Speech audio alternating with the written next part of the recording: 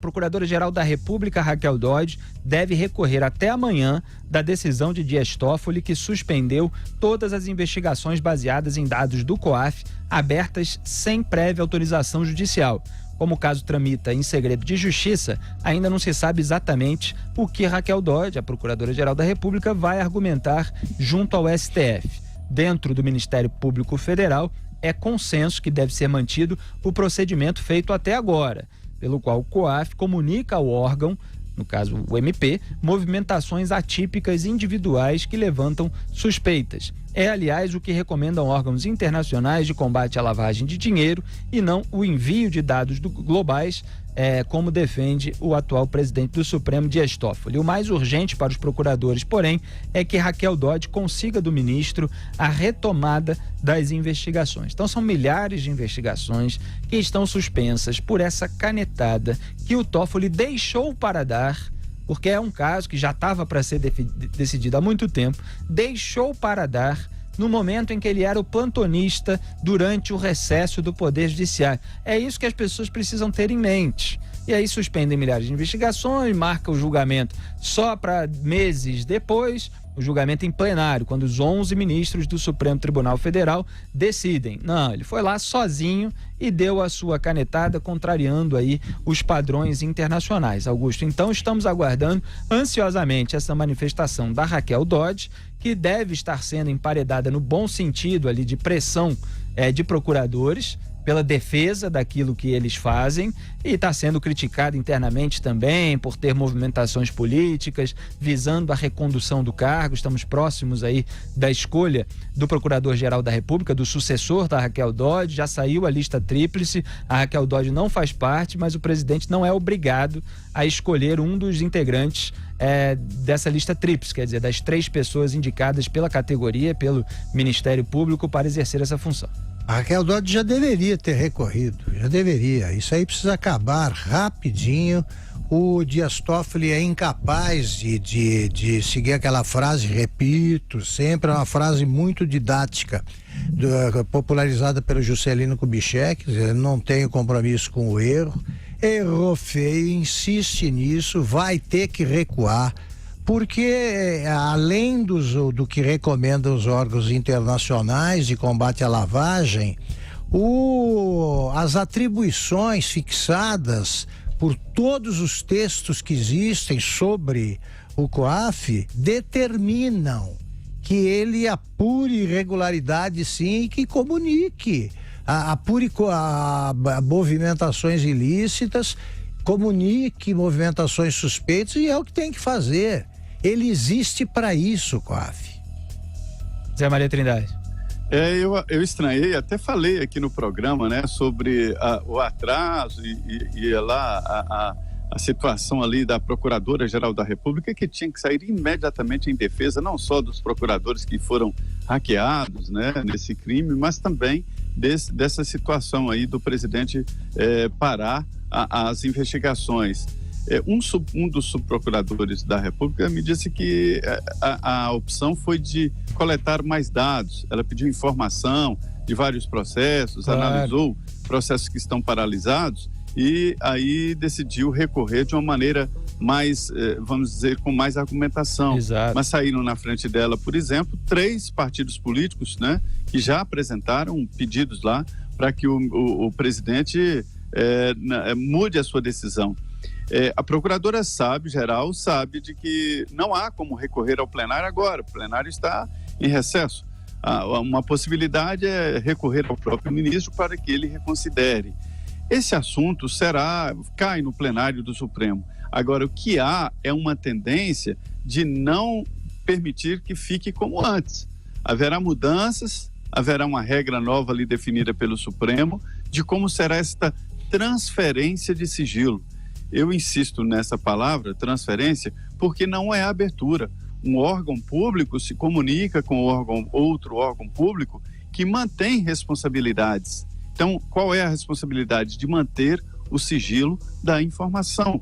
E através desta informação que é sigilosa, então, procurar, através do judiciário, a abertura de mais informações, que é a quebra de sigilo bancário, fiscal e também da Receita Federal. Então, é uma decisão importante, traumatizou sim os meios de investigação, Ministério Público e Polícia Federal.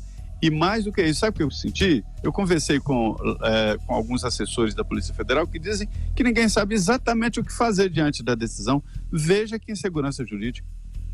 Pois é, eu queria chegar nesse ponto que o Zé Maria Trindade chegou, que essa aparente demora da Procuradora-Geral da República, Raquel Dodge, pode ser justamente para isso, para ter mais robustez ali nos argumentos, que é para cobrir toda a parte técnica de uma maneira muito clara. Eu torço para que ela seja bastante técnica e mostre o absurdo dessa decisão. Porque realmente não dá para ficarem milhares de investigações paradas durante meses por causa de uma canetada monocrática de Dias Toffoli durante o plantão, durante o seu plantão, mas durante o recesso do Poder Judiciário. Então é fundamental que haja uma argumentação forte, potente da Raquel Dodge. Ela já fez isso em outras ocasiões. Algumas vezes a gente discordou dela aqui, eu discordei, às vezes Augusto também, mas a gente espera que seja um documento esclarecedor essa manifestação dela ao STF, né, Augusto? E conclusivo, que termine logo esse negócio, tá tudo errado. O Dias Toffoli não pode fazer isso, e lembremos sempre, tá? Tem a mulher dele aí no meio, entre as poupadas de investigações, a mulher do Gilmar Mendes está pegando mal. Porque se a imprensa convencional não fala nisso, nós falamos todo dia.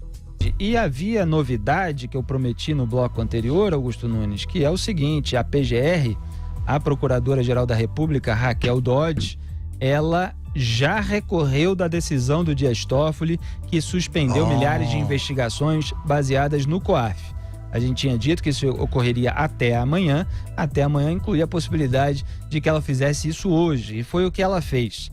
A decisão, lembrando, do Dias Toffoli foi tomada no pedido do Flávio Bolsonaro, atual senador, e no embargo de declaração, que é esse o tipo de manifestação da procuradora, Raquel Dodge afirmou que a decisão do Dias Toffoli não poderia abranger todas as investigações no Brasil, porque extrapola as condições iniciais do caso. A Procuradora-Geral da República escreveu ainda que o entendimento sobre o COAF pode impactar a Lava Jato e várias outras investigações, e solicitou que, num primeiro momento, a decisão do Toffoli fique restrita ao caso do Flávio Bolsonaro.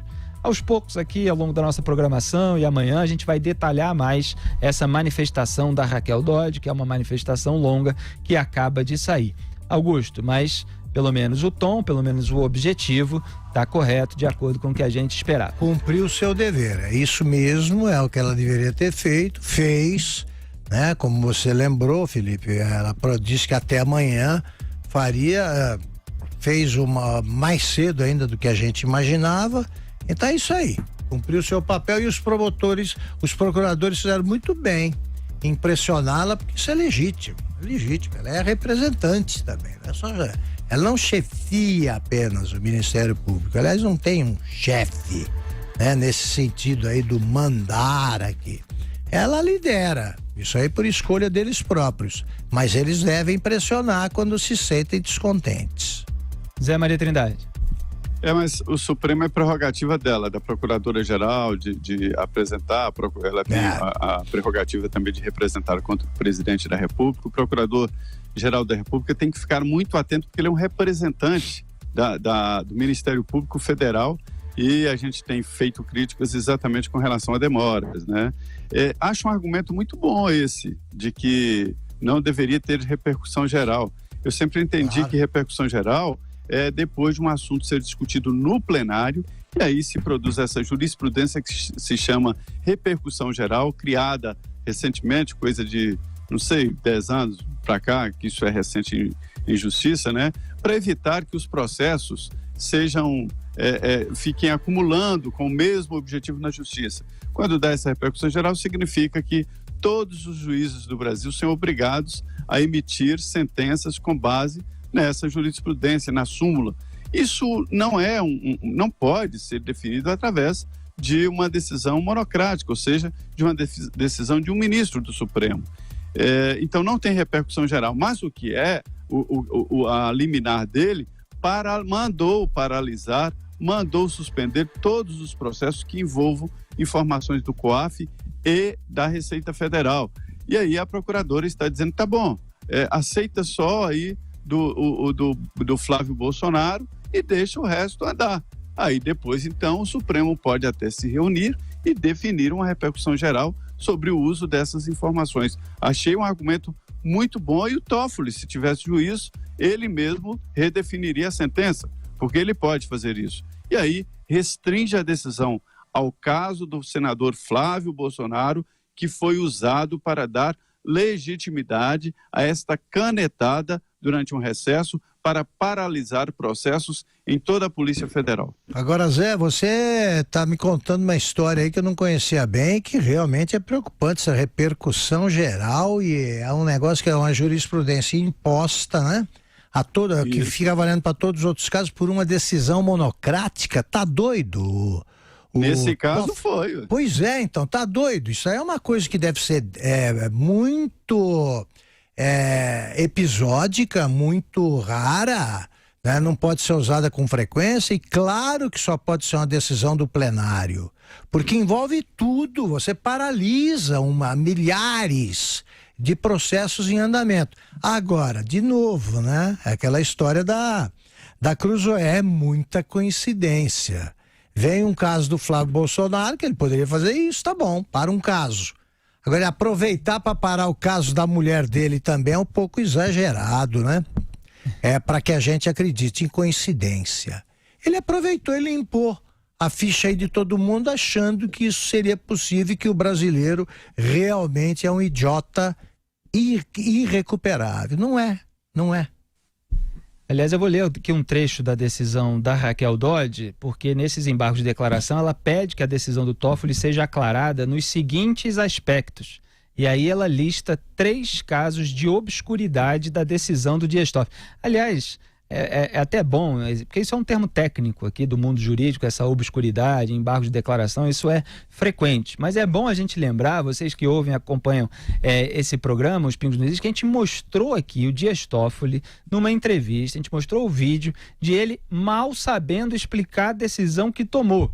Então é absolutamente natural, Augusto, que a Procuradora-Geral da República aponte obscuridades naquela decisão.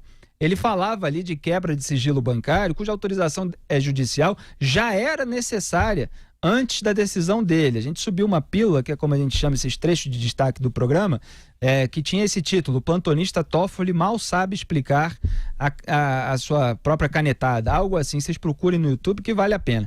Então eu vou ler aqui a listinha de 3 obscuridades apontadas pela Raquel Dodge. Primeira obscuridade: decisão ultra ou extra petita. Não sei como é que se falam esses nomes jurídicos. A decisão embargada implicou em expansão indevida do objeto deste recurso extraordinário.